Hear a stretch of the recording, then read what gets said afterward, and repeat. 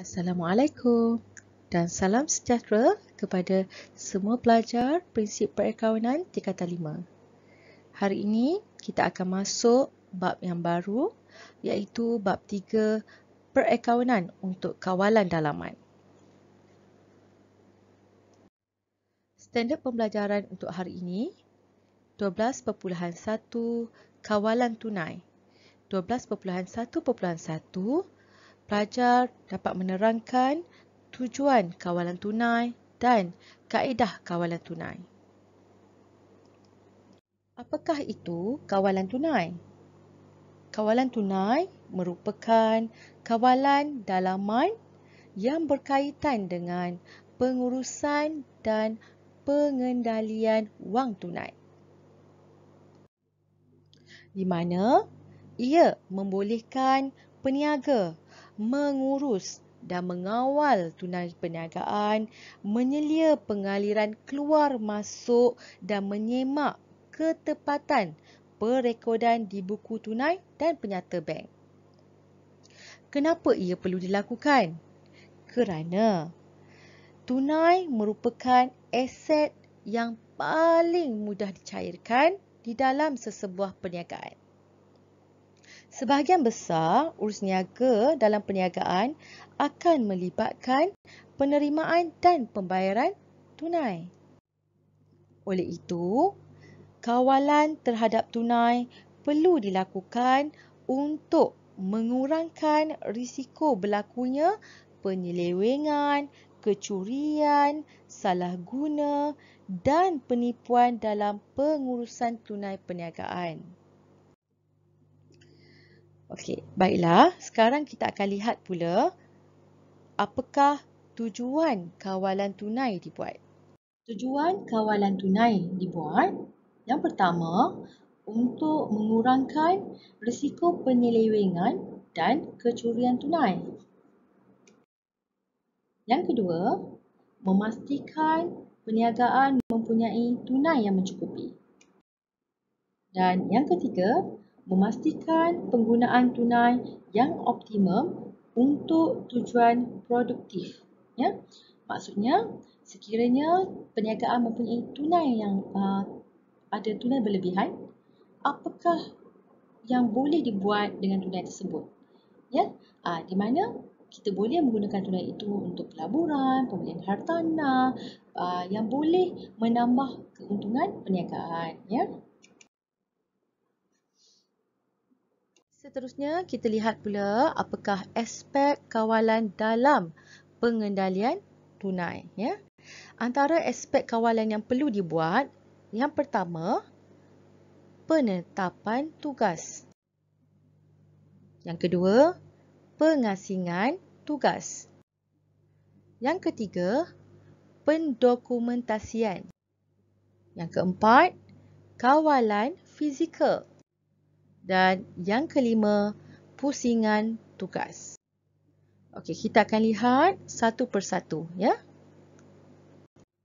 Okey, kita lihat aspek kawalan untuk penerimaan tunai dan pembayaran tunai. Okey, aspek kawalan yang pertama iaitu penetapan tugas. Untuk penerimaan tunai, hanya juruwang sahaja yang boleh menerima tunai. Ya, pekerja lain tak boleh menerima tunai. Manakala pembayaran tunai pula, hanya individu yang sah layak menandatangani cek. Okey, iaitu kalau sesebuah perniagaan, mestilah pengurus perniagaan ataupun pengurus bahagian yang ditetapkan, ya, yang boleh menandatangani cek. Okey, pekerja lain tidak boleh. Yang kedua, pengagihan tugas, ya, di mana tugas perlu diagihkan. Bagi penerimaan tunai, mestilah individu yang berbeza, ya, untuk penerimaan, untuk merekod dan memegang tunai. Tidak boleh individu yang sama. Manakala untuk pembayaran tunai, mestilah individu yang berlainan, ya, bagi yang meluluskan dan yang membuat pembayaran. Yang lulus orang lain, yang buat pembayaran orang lain, supaya tidak berlaku penyelewengan. Ya.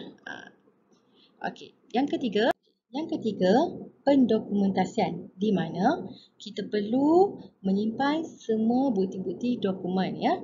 Okey, bagi penerimaan tunai, sesebuah perniagaan perlu menyimpan bukti dokumen penerimaan wang, ya. Sekiranya kita terima wang daripada pembeli, kita akan keluarkan apa? Resit, kan? Jadi kita ada resit yang kedua, iaitu resit salinan. Resit pertama kita bagi, yang asal kita beri pada pembeli. So yang salinan tu kita kena simpan, ya. Okey, pembayaran tunai pula. Perlu ada bukti dokumen pembayaran wang. Okey, apa contoh dokumen pembayaran wang? Okey, antaranya adalah slip apa? Slip bank, ya. Slip deposit check, slip pindahan wang, ya. Kemudian kalau kita buat transaksi menggunakan mesin ATM, kita ada slip transaksi perbankan elektronik, ya. Begitu juga kalau kita buat atas talian, kita juga ada resit yang kita boleh simpan, ya, sebagai rujukan. Yang keempat, kawalan fizikal, ya, di mana kita perlu mengawal di mana kita nak simpan wang tunai perniagaan. Okey. Sekiranya kita nak simpan sedikit amat atau sedikit jumlah dalam perniagaan, maka kita perlu simpan dalam peti besi, ya. Itu pun dalam jumlah yang sedikit, bukan yang banyak, ya. Sekiranya jumlah yang banyak, perlu disimpan di bank. Okey, manakala untuk pembayaran tunai, perlulah sangat sesebuah perniagaan itu menyimpan cek kosong di tempat yang selamat, ya, kerana boleh berlaku penyelewengan, ya, di mana orang lain menggunakan cek tersebut dan meniru tanda tangan, ya, walaupun agak sukar tapi ia boleh berlaku. Okey, yang kelima, pusingan tugas, ya, di mana bagi penerimaan tunai perlu sesebuah perniagaan menukar ganti kaki tangan yang menerima tunai, merekod tunai dan memegang tunai. Tidak boleh berada dalam satu position tu terlalu lama, ya. Okey. Pembayaran tunai juga sama, perlu ditukar ganti kaki tangan yang membuat bayaran dan merekod bayaran, ya. Bagi membantu perniagaan mengawal dan mengemaskini maklumat wang tunai, terdapat dua kaedah yang digunakan dalam kawalan tunai. Yang pertama, penyata penyesuaian bank, ya. Yang kedua, belanjawan tunai.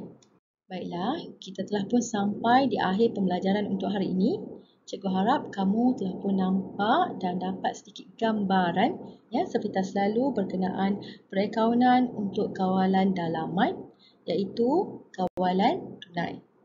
Okey, pada kelas akan datang kita akan pelajari pula penyata penyesuaian bank. Okey, jumpa lagi dalam kelas akan datang. Tapi sebelum tu, cikgu ada latihan untuk kamu.